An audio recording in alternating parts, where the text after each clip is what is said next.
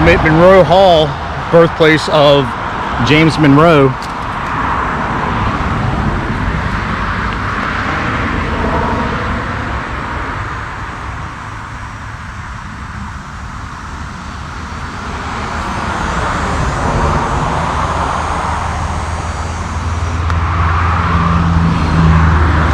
Got a little setup out front here.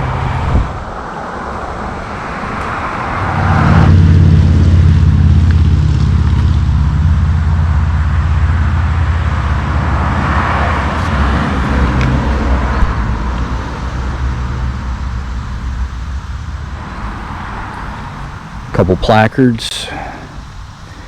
And President James Monroe, born here 1758. Parents Spence and Eliza Jones. And his father Spence built the house. And this property had been owned by the Monroe family since 1650. His great-great-grandfather Andrew Monroe moved here from Scotland. So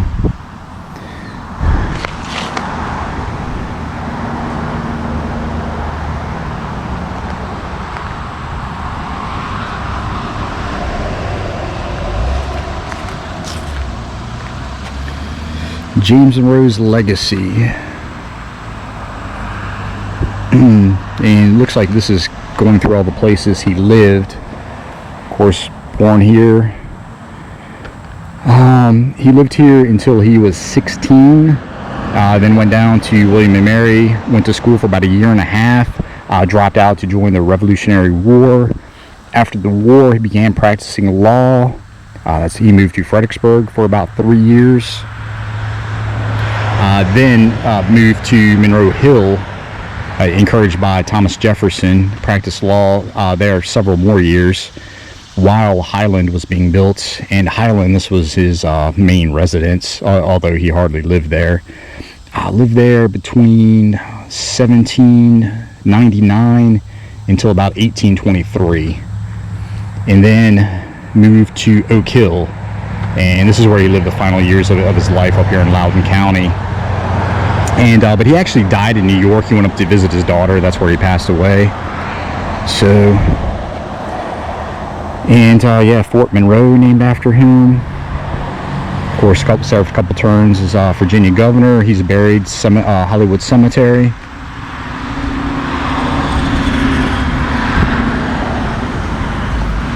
And yeah, Northern Neck, this is kind of a hotbed for plantations. 3 presidents born all within this probably 20-mile area.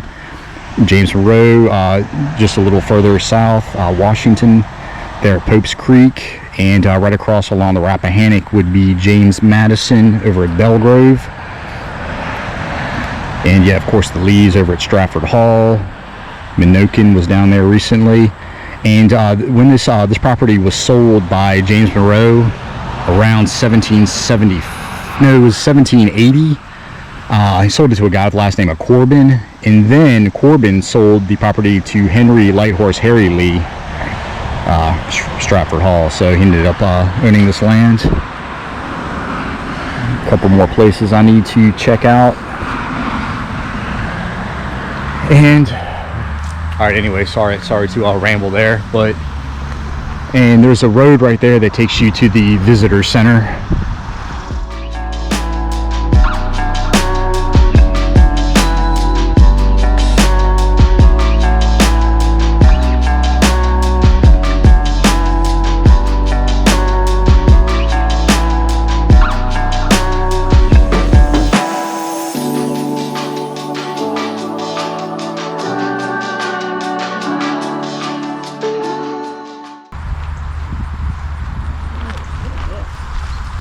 There it is, recreation of his boyhood home.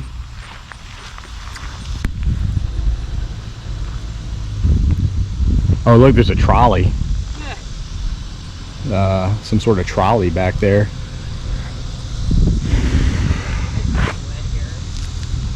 That's slippery.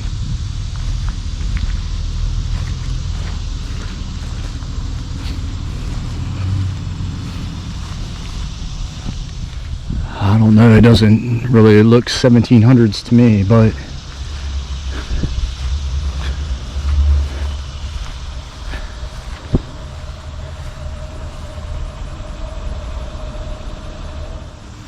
Little plaque just talking about, let's see, fought the Hessians at the Battle of Trenton when he was 19 years old, was severely wounded.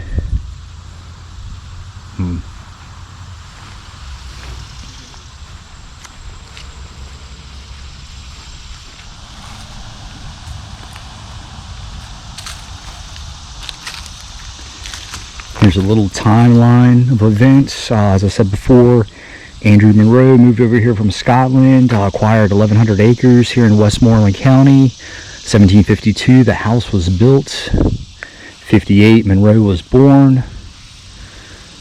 69, he went to some academy. Oh yeah, Archibald Campbell's Academy. He went there with John Marshall, Chief Justice. And yeah, when he was 14 years old, 1772, his mother died. 2 years later, his father died. And yeah, it talks about when he attended William and Mary, he actually stormed the governor's palace in some sort of protest.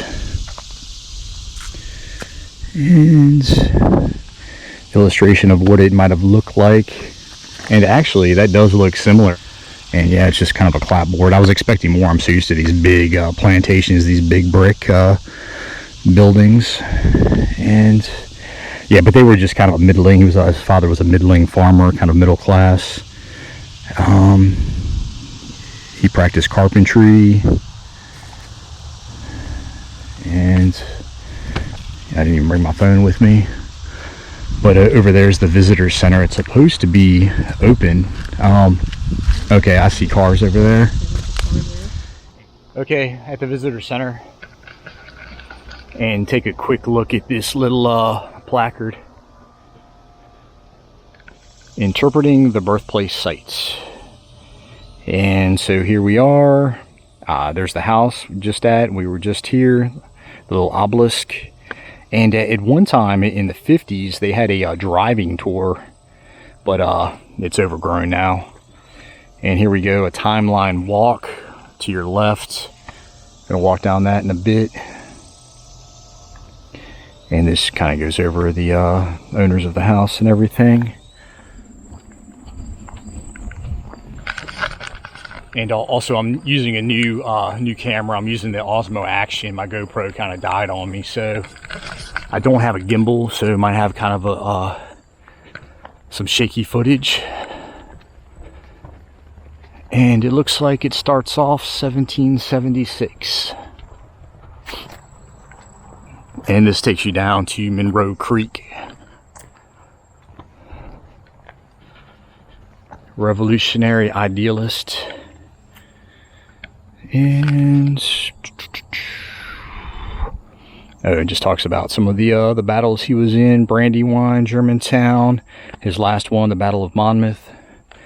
Of course, he fought in Trenton.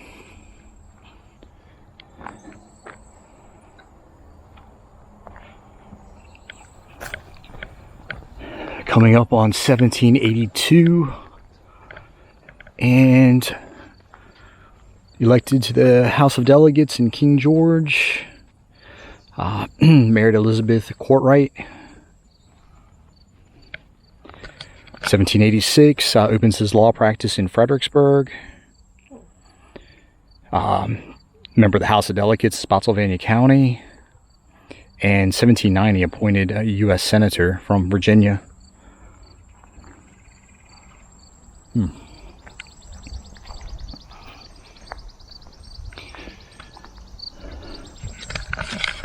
Very marshy area. I'm glad they have this paved. I was going to also say that I've been reading the comments and I appreciate all the suggestions, and I've got a spreadsheet at home that I'm adding everything to, so I'm kind of booked up for the next couple months, but yeah, I'll be eventually getting to everything. Okay, moving along, 1794. And statesmen at home and abroad. 94, he was sent over to France, minister by George Washington. 1799, elected governor. That's also when he moved into Highland. It talks about Gabriel's Rebellion, big slave revolt down in Hanover, 1800. He was the governor, of course, I just said at the time, and the objective was to kidnap him. But yeah, it was squashed. Minister sent back to France 1803, and of course that's where the Louisiana Purchase took place. And he was originally sent just to buy the New Orleans area, but ended up buying that whole territory.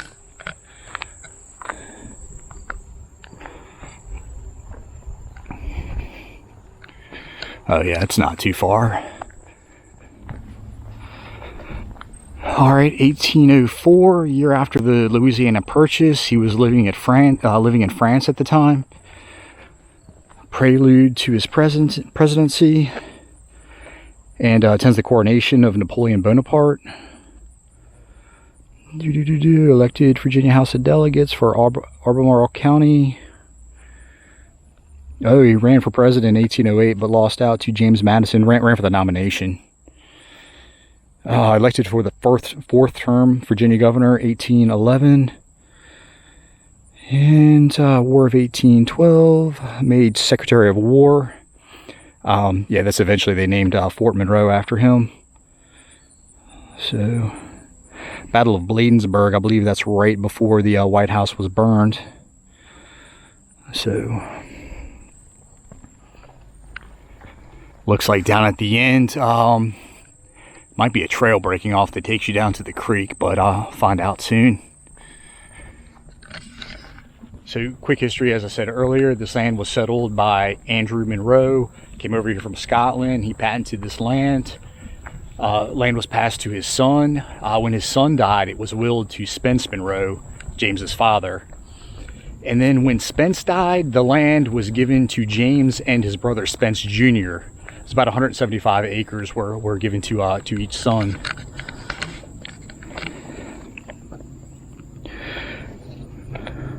All right, so 1816, he was elected president. And yeah, they had to furnish the White House. It was rebuilt, of course, after it was burned. Missouri Compromise, 1820. They kind of pushed off the Civil War there for a while. And yeah, he elected president. He ran unopposed. He was so popular. And his term of presidency was the era of good feelings. It was after the War of 1812. There's a lot of patriotism. The country was doing well. And to tell you a little bit about Monroe, he was known as a really affable, friendly guy. The first president to be so. Just the presidents before him. Jefferson, Washington had more of a serious demeanor. So... And yeah, it's a shame he gets overlooked, but I guess when you're being compared to the guy who won the Revolutionary War, then the guy who wrote the Declaration of Independence, and then Madison, the father of the Constitution, you kind of get pushed to the side. All right, 1823.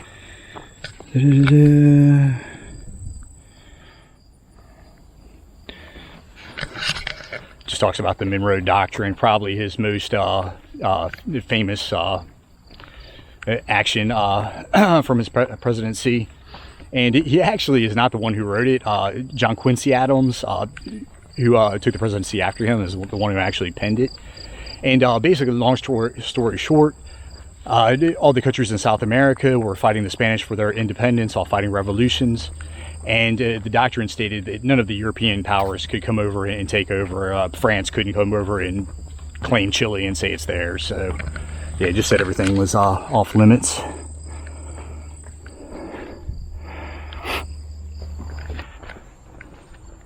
Sharon's lost.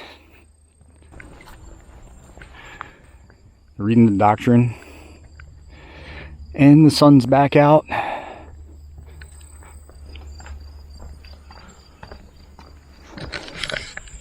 Very humid out. Okay, so 1831, James Monroe's legacy. He has in every instance maintained the reputation of a brave. Just some positive words said about him from Washington, Jefferson, John Quincy Adams. Yeah, Monroe Creek, breaking off of Monroe Bay.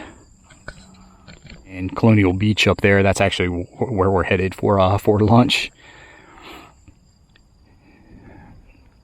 And like I say, when Spence, his father, died, half the land was given to his son, Spence Jr. and James. James got the southern portion of the property. Spence got the northern portion. And they think, they're not sure, but Spence died, and then eventually James had acquired all of the property before it was sold. Journey's End.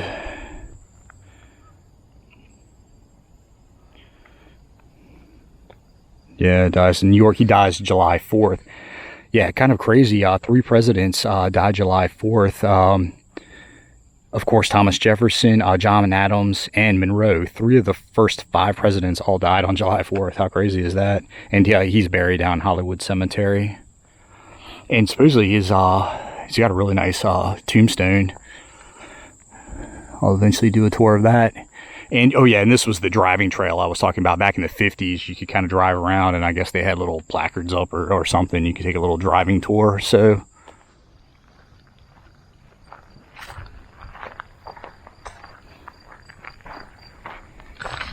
I wonder why they did away with the driving trail. Yeah, I don't know. It was a long time ago. Who knows? 70 years ago. I don't know what happened.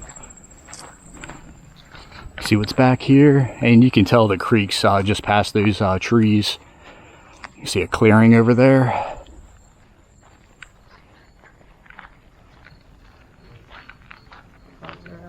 Mm-hmm.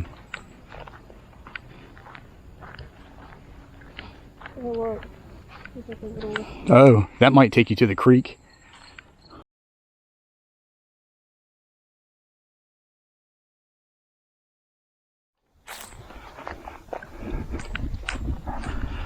Yeah, I think I see water down there. We're coming upon the creek. And there's a little tiny pier down here. Yeah, you get to smell it too. Yeah, very marshy area.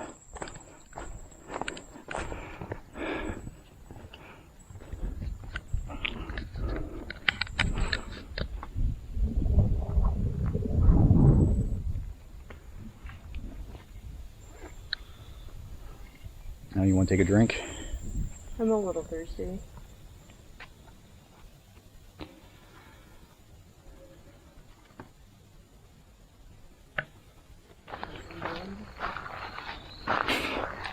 Alright, just came full circle. House over there, visitor center.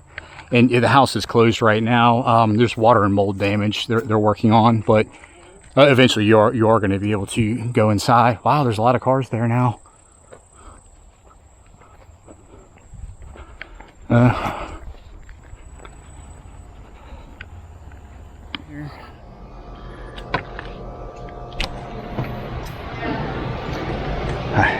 that is something that the folks at the period, they said they probably didn't sleep upstairs during the winter, or during the summer anyway. They probably all stepped on this one room down here.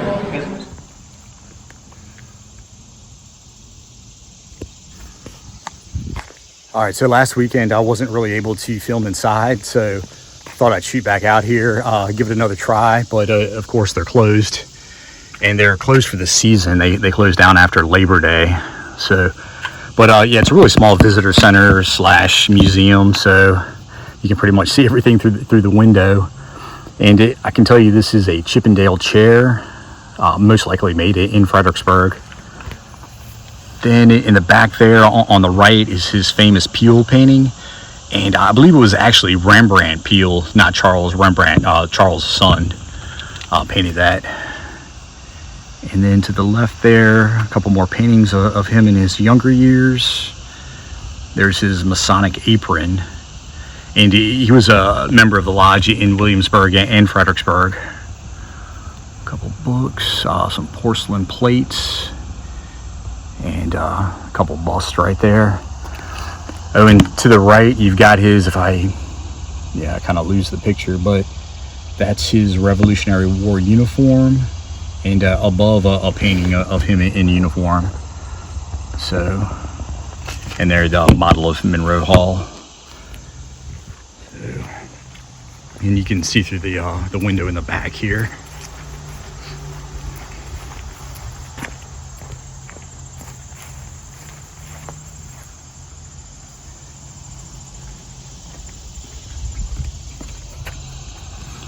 All right, you got a pretty good shot of the busts. And James in the middle there, George to the left, Thomas to the right.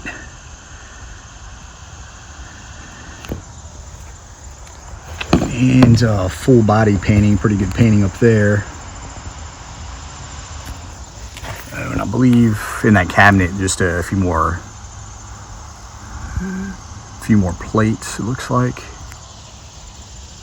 And up on the wall to the left, can't really get a good. There we go.